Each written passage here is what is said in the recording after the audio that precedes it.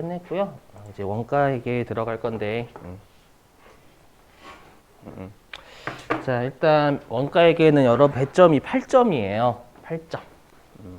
자, 8점이면 여러분들이 되게 별로네 이렇게 생각할 수도 있겠지만 이제 거의 이론만 나오거든요. 이론만. 물론 실기하고 관련이 있지만, 그래서 8점인데 그 되게 범위가 좁아요. 맞죠? 범위가 진짜 좁아요. 나오는 데서만 주구장창 내요, 여러분들. 그래서 여기는 오히려 공부하는 것만큼 뽕을 뽑아내요, 실제로. 그렇죠? 그리고 나중에 이제 세무이급 올라오시면 10점입니다. 5문제 나오거든요, 이론이. 그렇죠? 나중에 재무회계가 이제 세무이급 가면 5문제 나와요. 그렇죠? 근데 나중에 그 여러분들이 세무이급 교재를 받으실 거거든요. 그러면 재무회계는 1페이지부터 100 몇 페이지더라? 170페이지까지인가 거기에서 5문제 나와요. 이론이. 네, 원가회계는 20페이지에서 5문제 납니다.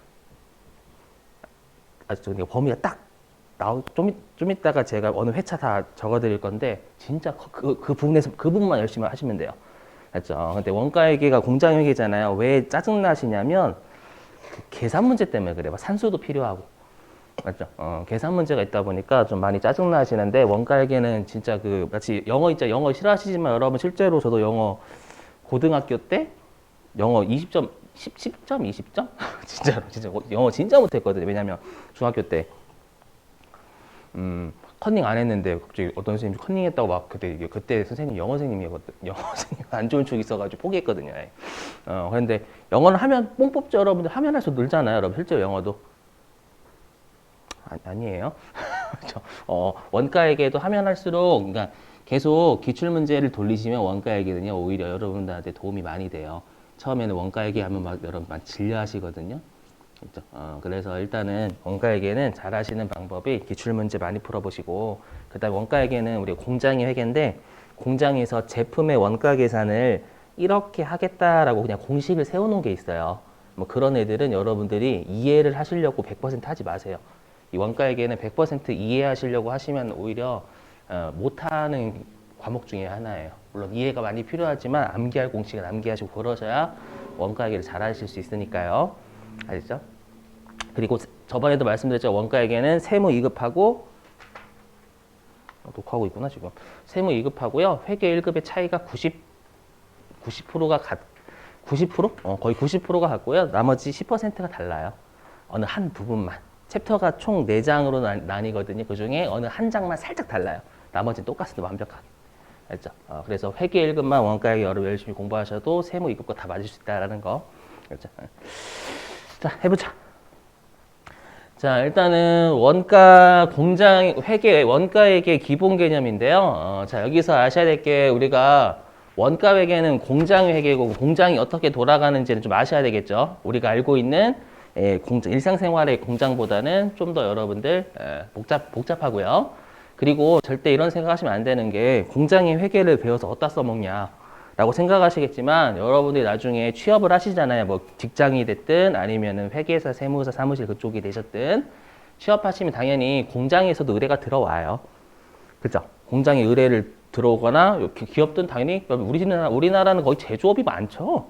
맞죠? 그럼 사무실에서 일하신다라고 하더라도 공장에 그 뭐 개정 과목은 아니지만 이름 같은 거 여러분들이 접하시게 될 거란 말이에요. 근데 여러분 전 원가에게 포기했는데요라고 하셔봐요. 맞죠? 거기서 이상한 거 아니야 이렇게 생각하시겠죠, 여러분들. 그죠? 그래서 공장의 회계는 본사에서 근무하셔도 여러분들이 장부는 보실 줄 아셔야 되니까. 알죠? 자, 해보면.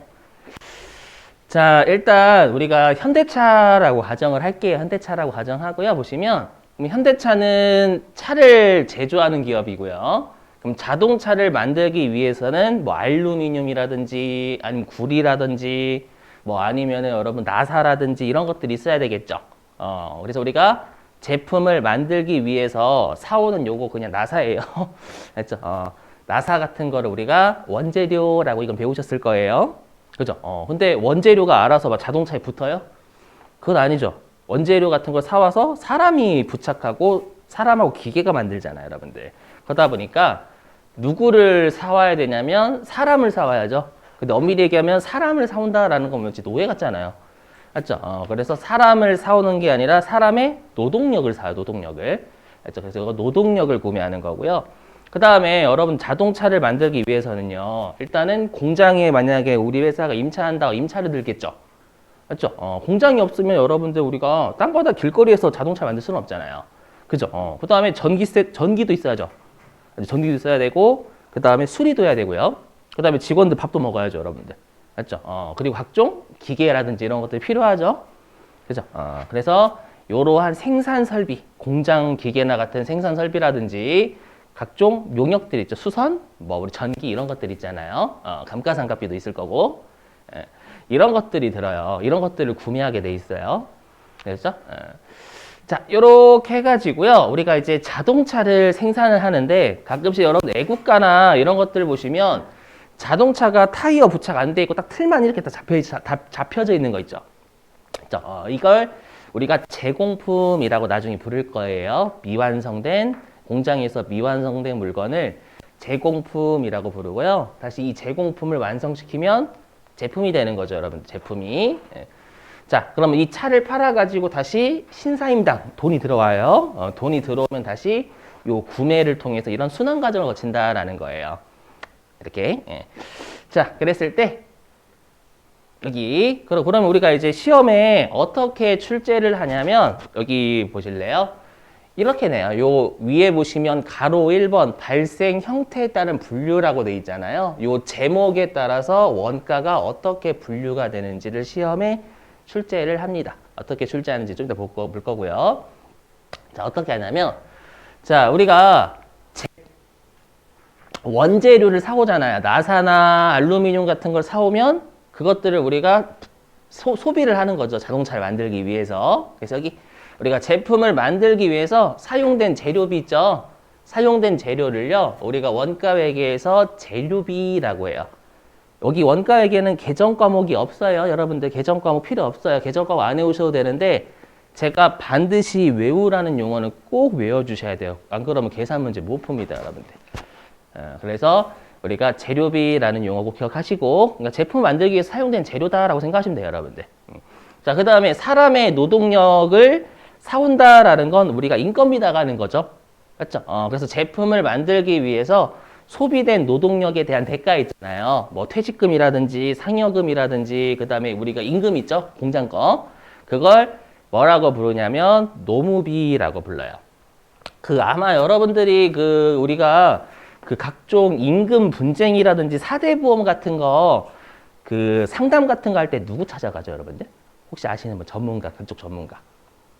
노무사라고 알고 계세요. 그분들이 그런 거 상담해 주시고 사대보험이라든지 아니면 우리 각종 분쟁 있죠. 임금 분쟁. 그런 것들을 이제 상담해 주시는 분들이 노무사분들이에요. 그래서 그걸 우리가 노무비라고 부르고요. 근데 우리가 제품을 만들기 위해선 재료와 사람의 노동력 이외에도 뭐 감가상각비도 있고 임차료도 있고 전기세도 있고 이런 것들 있죠. 그래서 여기 우리가 재료비와 노무비는 아니지만 제품을 만들기 위해서 투입되는 기타 여러 가지 비용들이 있잖아요. 이것들을 우리가 제조 경비다라고 부르고요. 그럼 이 세 가지는 제품을 만들기 위해서 어떻게 발생했냐에 따라서 구분을 하니까 발생 형태에 따라서 재료비, 노무비, 제조경비 이렇게 구분한다라고 좀 외워주시면 됩니다. 근데 얘는 좀 그러니까 이 용어는 앞으로 원가 얘기할 때 계속 보실 용어가 될 거예요. 그렇죠? 자, 그리고 이제 두 번째 추적 가능성에 따른 분류. 요거에 대해 설명드릴 건데 요 가로 2번 서부터는 시험에 많이 냅니다. 여러분들 출제 많이 해요. 자, 보시면 자, 일단 위 보지 마시고 여기 아래 보시면 돼요. 여기서부터 설명드릴게요. 자, 뭐냐면 자, 현대차에서 여러분들 소나타하고요. 그랜저 2대만 생산한다라고 가정을 할게요. 공장에서요. 자, 그러면 우리가 소나타에만 들어가는 엔진을 사왔어요. 그럼 소나타에만 들어가는 엔진을 사오잖아요. 그럼 소나타에 들어가는 엔진은 소나타에 장착이 되겠죠. 그죠? 그 다음에 우리가 그랜저의 엔진을 사오면 그랜저의 엔진은 그랜저에 장착이 되겠죠. 그러면 엔진이라는 건 우리가 재료잖아요. 원재료. 맞죠? 원재료인데 그거는 우리가 특정 소나타나 그랜저 여기만 들어가는 거죠. 그죠? 그래서 이런 재료비를 뭐라고 하냐면 우리가 직접 재료비다라고 해요. 여기선 여러분 감만 잡아주시면 돼요. 자, 근데 우리가 나사나 볼트, 뭐 우리가 알루미늄 같은 거 있죠, 여러분들. 이런 것들은 소나타에만 소비가 돼요? 그랜저에만 소비가 돼요? 그죠? 둘 다 소비가 되죠. 그럼 얘는 소비가 되는 재료잖아. 제품을 만들기 위해서 소비된 재료지만 공통적으로 소비가 되는 거죠. 이런 재료비를 우리가 간접 재료비다라고 불러요. 대략 감만 잡아주시면 돼요. 자, 그리고 우리 소나타 생산 라인에서 작업하시는 분들 있잖아요. 그분들은 소나타만 만드시겠죠? 그럼 그분들에 대한 인건비는 분명히 소나타에만 소비가 되는 걸 알 수 있고요. 그 다음에 그랜저 생산 라인에서 작업하시는 분들은 그랜저만 만드시잖아요. 그럼 그분들의 인건비는 그랜저만을 우리가 만들기 위해서 투입된 거죠, 노동력이. 이해되세요? 요런 노무비를 우리가 뭐라고 부르냐면 직접 노무비다라고 불러요. 그죠? 자, 그리고 우리가 소나타나 그랜저를 만드는 그 공장 있죠. 공장 전체를 관리하시는 감독관 있죠. 감독관이라 해야 되나? 수희 아저씨 돈 감독관. 그 감독관 분의 월급 있죠. 그 감독관의 인건비. 근데 그 감독관 분은 소나타 생산 라인만 관리하세요? 아니면 그랜저 생산 라인만 관리하세요? 둘 다 관리하시죠, 여러분들. 소나타 생산 라인에서 이상이 있으면 거기 관리하고, 그랜저 생산 라인에서 이상이 있으면 거기 관리하고. 그렇죠? 그분의 인건비도 제품을 만들기 위해서 필요해요. 그렇죠? 그분들이 없으면 여러분 통제가 안 돼요. 그죠? 근데 이런 노무비를 우리가 뭐라고 하냐면 간접 노무비다라고 부릅니다. 간접 노무비. 됐죠? 그러면 이런 직감을 하셔야 돼요. 직접이라는 용어가 들어가면 어떤 특정 제품에 얼마가 소비됐는지 개별적으로 파악할 수 있는 걸 우리가 직접비라고 해요. 여기 보이세요? 여기. 그래서 직접비는 말 그대로 어떤 제품에 얼마의 원가가 개별적으로 들어갔는지를 파악할 수 있는 걸 우리가 직접비라고 불러요. 반면에 제가 지금 간접자 쓴 건 전부 다 공통적으로 들어간 거죠. 그래서 여기 공통적으로 들어갔다라는 건 어떤 제품에 얼마의 원가가 들어갔는지 개별적으로 몰라요. 그런 것들 우리가 간접비라고 합니다. 어렵지 않으시죠, 여러분들? 이렇게. 자, 그 다음에 여기 제조경비 좀 설명드릴게요. 제조경비 뭐냐면 여러분들 우리가 현대차에서는요. 현대차나 삼성전자는 본인들이 직접 만드는 것도 있지만 아예 외주를 줘가지고 외주 생산업체에 대신 만들어줘 라고 부탁할 때가 있어요.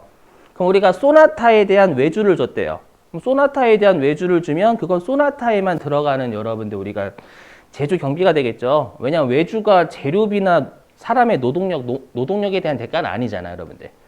맞죠? 근데 소나타에만 우리가 소비가 되죠, 여러분들. 그 다음에 그랜저에 대한 외주 가공비도 우리가 재료비하고 노무비는 아니지만 우리 그랜저에만 들어가는 비용이 맞고요. 이런 애들 우리가 직접 제조경비다라고 불러요. 됐죠? 근데 직접 제조경비는 실제 현실에서는 사례를 찾기가 힘들어요. 제가 지금 어거지로 많이 만들어낸 거예요. 거의 없어요. 그리고 뭐냐면 우리가 이제 현대 공장에서 공장의 기계, 공장의 건물, 공장의 전기세, 공장의 감가상각비가 전부 다 공장 전체적으로 발생하는 거죠. 그러면 공장 전체적으로 발생한다라는 건 우리가 공장에서는 소나타하고 그랜저 둘 다 만들지 소나타만 만들지도 않고 그랜저만 만들지도 않잖아요. 근데 이런 비용들은 재료비나 노무비 아니죠. 그죠? 그러면 얘는 제조경비인데 다 공통적으로 발생한 제조경비니까 간접 제조경비다라고 하는 거예요. 여기까지 되세요. 자, 근데 이제 우리가 공장의 원가를 직접 제조경비가 실무상 사례를 찾기가 힘들다고 하더라도 우리가 원가가 총 5가지잖아요. 직접 재료비, 직접 노무비, 간접 재료비, 간접 노무비, 간접 제조경비 이렇게 3가지잖아요, 여러분들. 5가지, 죄송해요. 5가지. 그럼 원가를 5가지로 구분해서 계산을 하는 게 너무 시간하고 비용이 많이 들죠. 그죠? 그래서 외워주실 게 뭐냐면 이렇게 간접 재료비, 간접 노무비, 간접 제조경비와 같이 우리가 공통적으로 들어간 거죠. 이 간접자 들어가는 애들은. 맞죠? 그래서 이렇게 간접자 들어가는 이 3가지를 우리가 묶어가지고요. 제품을 제조하는데 공통적으로 들어간 간접비다라고 해서 제조 간접비라고 불러요. 이걸 외워주셔야 돼요. 자, 무슨 말이냐면 시험에 어떻게 줄지 아냐 보실게요. 좀 이따 문제 풀 건데 우리가 간접재료비, 간접노무비, 간접재주경비 이렇게 별도로 주잖아요. 그럼 이 세 가지를 다 더하셔서 제조간접비를 구하셔야 되는 거고요. 아시죠? 그 다음에 시험에서 제조간접비라고 딱 던져주면 그냥 간접재료비, 간접노비, 간접재조경비 세 가지를 합친 걸 줘버린 거예요. 아시죠? 이렇게 외워주시고 자, 그래서 우리가 공장의 원가는요, 총 세 가지로 구분을 해요. 여기 해보실게요. 자, 어떠한 제품을 만드는데 사용된 재료가 얼마인지 알 수 있는 직접 재료비. 그러니까 소나타로 따지면 소나타에만 들어가는 재료비 있죠, 여러분들. 직접 재료비. 그 다음에 소나타 생산 라인에서만 작업하시는 분들의 인건비, 직접 노무비. 그 다음에 소나타만 만드는 데 들어가는 게 아니라 자동차 전체적으로 들어가는 공통비인 제조 간접비. 이 세 가지를 우리가 제품을 만드는 데 필요한 원가다라고 해서 제조 원가다라고 불러요.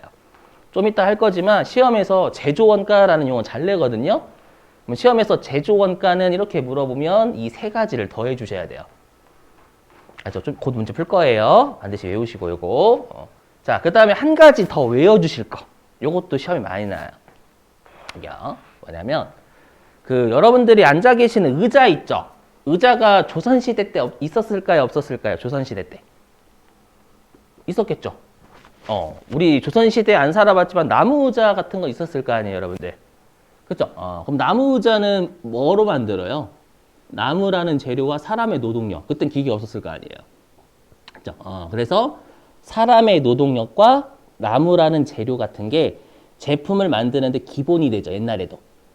그래서 여기 직접 재료, 그 다음에 직접 노무비, 사람의 노동력 이 두 가지를 합쳐서 기초원가, 기본원가다라고 불러요.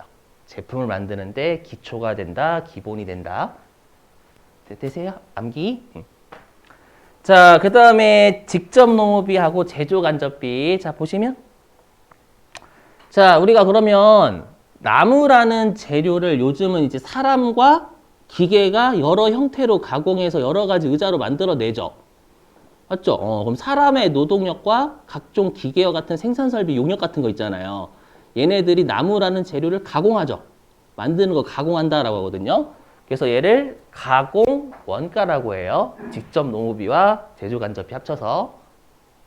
또는 나무라는 원재료를 사람과 기계가 가공해서 만들어서 제품으로 바꿔주죠. 바꿔준다라고 해가지고 얘네들 이 직접 노무비와 제조 간접비를 뭐라고 하냐면 전환원가라고도 불러요. 알죠? 다 외워주셔야 되는 용어예요. 자, 그러면 이제 회차 좀 여러분들 좀 적고 갈게요. 이거 더 띄워놓을게요, 여러분들.